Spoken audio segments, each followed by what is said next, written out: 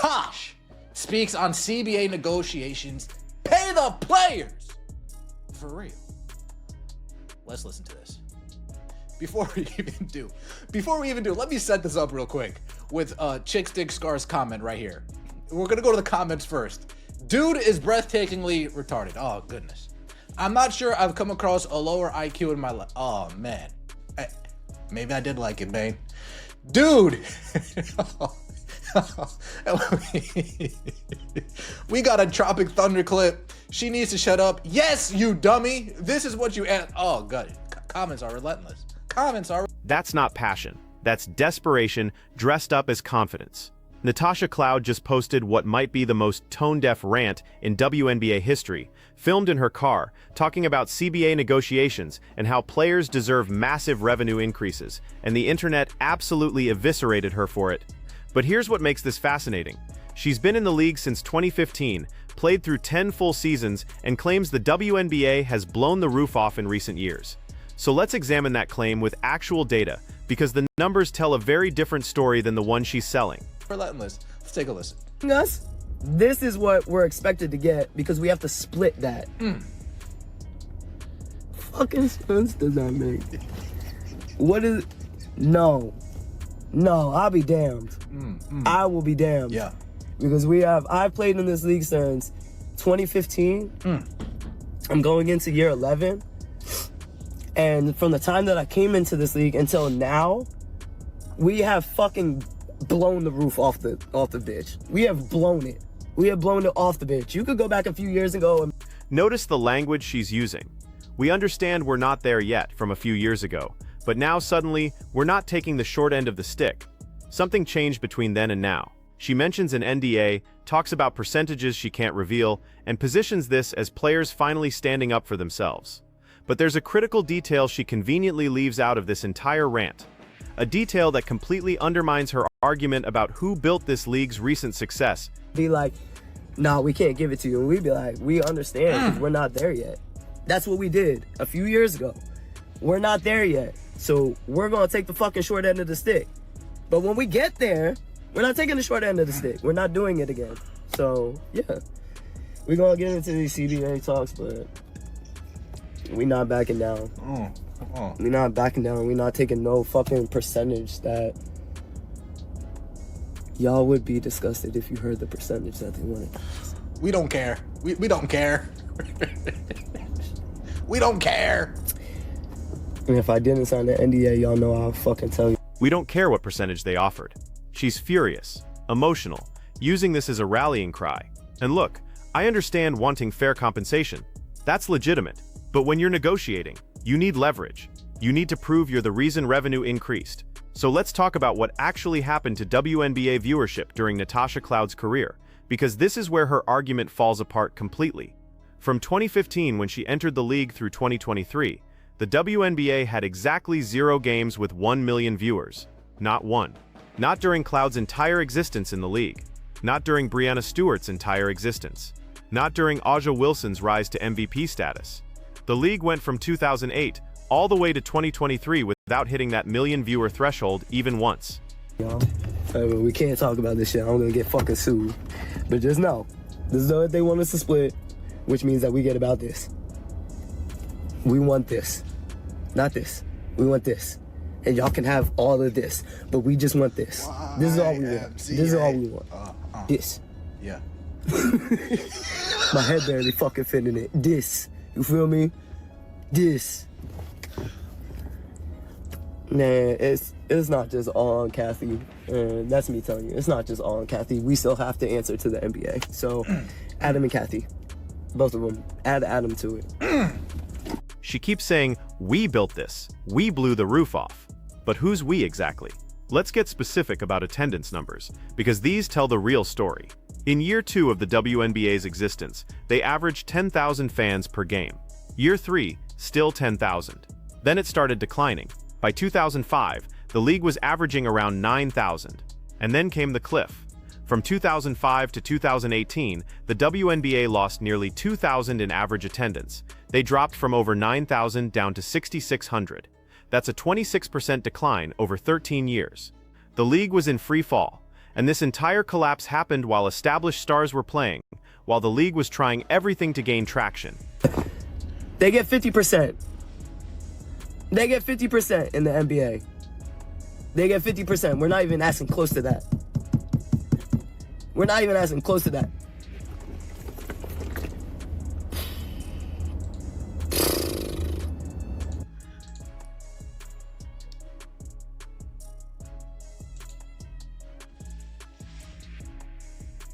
Now here's where it gets interesting. Adam Silver's name comes up. Kathy Engelbert's name comes up. Cloud positions this as players versus ownership, a classic labor negotiation framework. But she's missing the fundamental question. What changed to give you negotiating leverage in the first place? Because something did change, dramatically. In 2024, the WNBA suddenly had multiple games crossing 1 million viewers. Attendance jumped from 6,600 back up to over 9,000. By 2025, they hit 10,000 average attendance again, matching the league's early peak from 2 decades prior. You got no games with 1 million viewers in 2015 and 2016 and 2017 and 2018 and 2019 and 2020 and 2021 and 2022 and 2023. No million viewed games your whole entire existence in the WNBA. Not only your entire existence, Fee's entire existence, Brianna Stewart's entire existence, Kelsey Plum's entire existence, Chelsea Gray's entire existence. The names go on and on and on and on. And their entire existence playing in the league, no million views. When I first got to the league in 2015, compared to where we are now, we've gone light years, especially over the last few years. She's right about the timing. The last few years, not the last decade. Not a gradual build, the last 2 years specifically. So what happened in those 2 years that didn't happen in the previous 8 years of her career? The answer is obvious to everyone except apparently the players making these demands. Caitlin Clark happened. A single player entered the league in 2024 and immediately changed everything. Her rookie season brought viewership the WNBA hadn't seen in 16 years. Her game specifically drove those million-viewer broadcasts. Her presence filled arenas. What happened in 2025? Oh, that's right, her second season. Oh, wow. Magnificent. So in other words, the uptick is directly tied to a certain somebody joining this league. Interesting. Not an A'ja Wilson joining this league. Great player, but not because of her. Not Fee joining this league. Very great player. Not because of her. But because of CeCe, this video right here of Natasha Cloud ranting and raving and rambling on is proof. And this is the core problem with Cloud's entire argument. She's claiming collective credit for individual impact. The WNBA didn't gradually build momentum through the efforts of existing players. It didn't blow the roof off because veterans like Cloud elevated their game, or because the league's marketing finally clicked. It exploded because one college player had such massive popularity that her entry into the league created a rising tide. Clark's Iowa games were pulling 3 million viewers. Her college career finale drew over 18 million people. She brought an existing fan base with her, and that fan base started watching WNBA games for the first time in their lives. Attendance numbers for the WNBA. Sorry you can't see my wonderful face, I apologize. You go to the average regular season attendance. Go to year 2 in the league, 10,000 average. Year 3 in the league, 10,000 average. Year 4, 9,000. Year 5, 9,000. Year 6, 9,000. And then the clear fall off a cliff happens. From 2005 all the way down here to 2018, it loses nearly 2,000 average attendance members. Let's put this in perspective. Cloud played from 2015 to 2023 without the league achieving a single million viewer game. That's 8 full seasons of her career where the needle didn't move. Then Clark enters in 2024, and suddenly there are multiple million viewer games in one season. That's not coincidence. That's not the result of collective effort. That's the Caitlin Clark effect, plain and simple. And here's what makes Cloud's rant so problematic. She's using leverage created by someone else to demand compensation for herself. She's pointing to recent success as proof that we deserve more, but the we who created that success is primarily one person who just entered the league.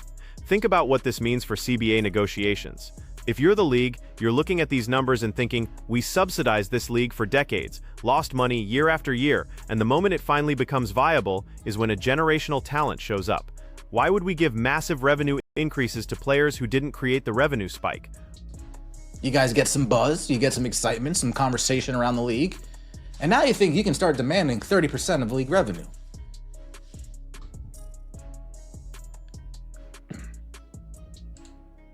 Someone make sure Natasha Cloud is okay. That's all I'm asking. Just make sure Natasha Cloud is okay. Like the video, let me know your thoughts in the comment section below, and subscribe to the channel. Now, to be fair to Cloud for a moment, there is an argument that all players benefit when the league succeeds, regardless of who drove that success. Rising tide lifts all boats. If Clark brings viewers, those viewers watch other players too. They buy League Pass, attend games featuring other teams, purchase merchandise. The infrastructure exists because all players participate. But that's not the argument Cloud is making. She's not saying, we're grateful for this opportunity and want to share in the growth. She's saying, we built this, and demanding credit for work she demonstrably didn't do. That's the disconnect that has people responding so negatively. The comment section on her video is absolutely brutal. People pointing out the Caitlin Clark timeline.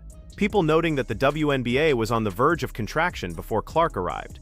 People asking why Cloud thinks she deserves the same revenue share as NBA players when she didn't generate comparable interest during her entire career until someone else changed the equation.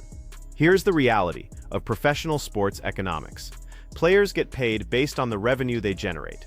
It's not about effort or fairness in some abstract sense. It's about what fans will pay to watch. NBA players get 50% of basketball-related income because the NBA generates $5 billion in revenue annually.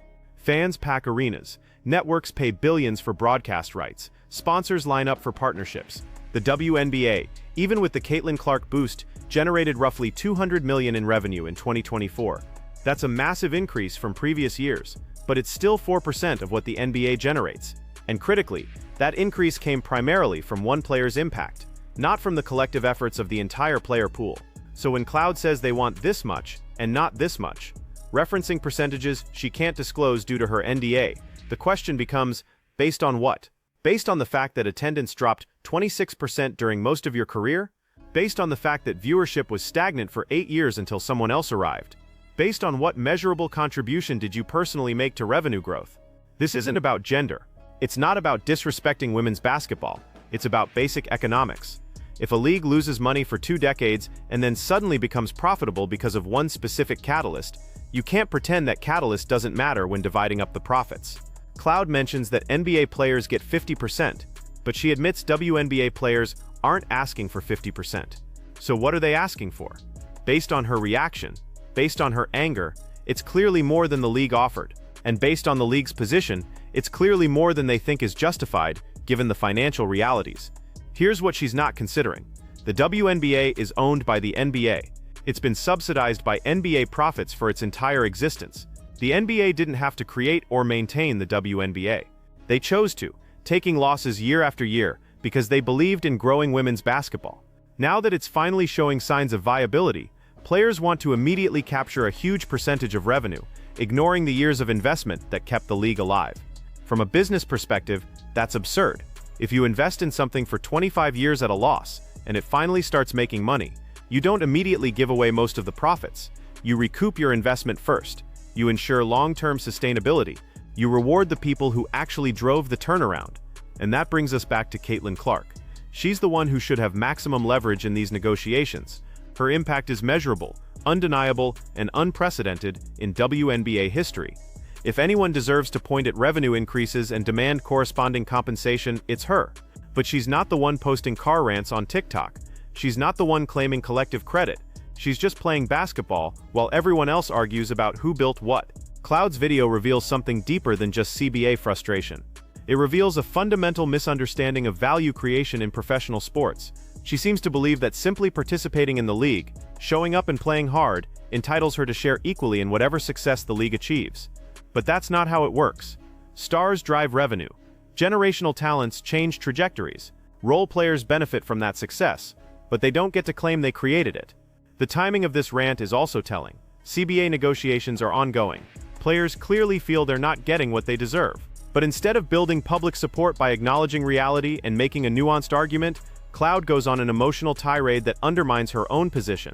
She comes across as entitled, disconnected from the numbers, and ungrateful for the opportunity that someone else's popularity created. Compare her approach to how Caitlin Clark has handled her instant impact. Clark consistently deflects individual credit.